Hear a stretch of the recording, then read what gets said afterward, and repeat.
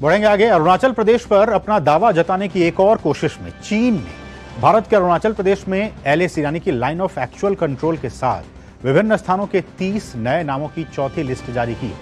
विदेश मंत्रालय ने चीन के दावों को खारिज करते हुए कहा है कि अरुणाचल प्रदेश भारत का अभिन्न हिस्सा था, है और हमेशा रहेगा। यह पहली बार नहीं है जब चीन ने भारतीय क्षेत्र के अंदर स्थानों का नाम बदलने की कोशिश की है। चीनी नागरिक मामलों के मंत्रालय ने अरुणाचल प्रदेश के 6 स्थानों के मानकीकृत नामों की पहली सूची 2017 में जारी की थी। वहीं 15 स्थानों के नए नामों की दूसरी सूची 2021 में जारी की गई। इसके बाद 2023 में 11 स्थानों के नामों की एक और लिस्ट जारी की गई। 30 स्थानों को चीन द्वारा नया नाम देने का भारत ने करारा जवाब दिया है। विदेश मंत्री डॉक्टर एस जयशंकर ने कहा है कि अरुणाचल प्रदेश भारतीय राज्य था, है और आगे भी रहेगा। जयशंकर ने कहा कि नाम बदलने से कुछ हासिल नहीं होगा। One, I think we rightly called it senseless. By doing it repeatedly, it is still senseless. So I want to be very clear. Arunachal Pradesh was, Arunachal Pradesh is, Arunachal Pradesh will always be Indian. And I hope I am saying it so clearly that not only in the country, but beyond the country also people get that message very, very clearly. साफ तौर पे कहना है कि अरुणाचल प्रदेश भारत का अभिन्न हिस्सा था, है और रहेगा। और इस सब के बीच केंद्रीय मंत्री किरेन रिजिजू ने अरुणाचल प्रदेश में कई क्षेत्रों का नाम बदलने की निंदा की और कहा कि चीन द्वारा लगाए गए निराधार दावों से जमीनी हकीकत नहीं बदलेगी।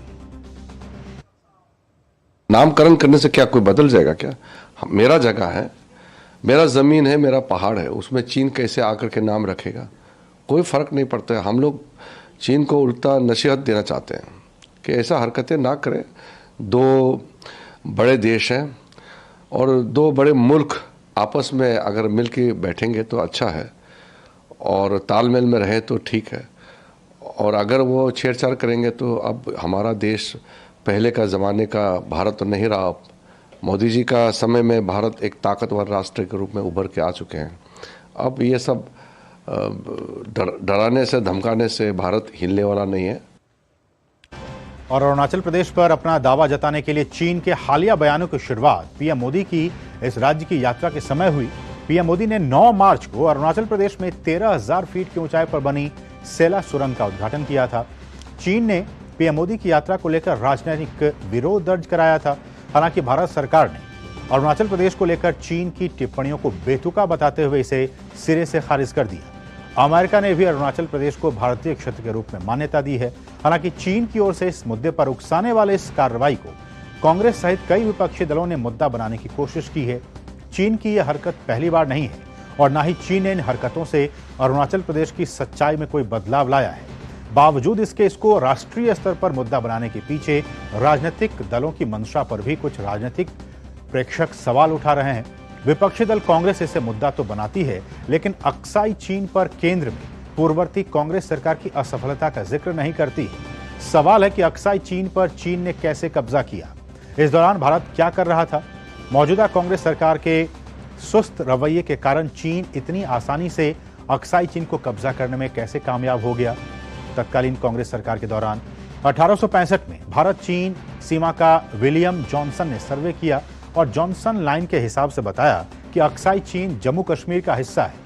1899 में एक ब्रिटिश सर्वेयर ने अक्साई चीन को चीन का हिस्सा बताया। इसके 50 साल बाद चीन ने अक्साई चीन पर कब्जे का पहला कदम रखा और यहां 1951 में सड़क बनानी शुरू कर दी। इस सड़क के जरिए चीन का सिंजियांग प्रांत तिब्बत से जुड़ गया। 1957 में चीन ने 179 किलोमीटर लंबी सड़क बनाकर अपने इरादे जाहिर कर दिए। इसके बाद 1962 की जंग हुई और भारत का अक्साई चीन के पास चला गया। अक्साई चीन सेंट्रल एशिया की सबसे ऊंची जगह है, जिस वजह से चीन पर इसकी नजरें बनी हुई थी। 1962 में जब चीन से जंग हुई तो उस वक्त कांग्रेस की सरकार थी, नेहरू तब पीएम थे। ऐसे में कांग्रेस हमेशा इस मुद्दे को लेकर कटघरे में रहती है।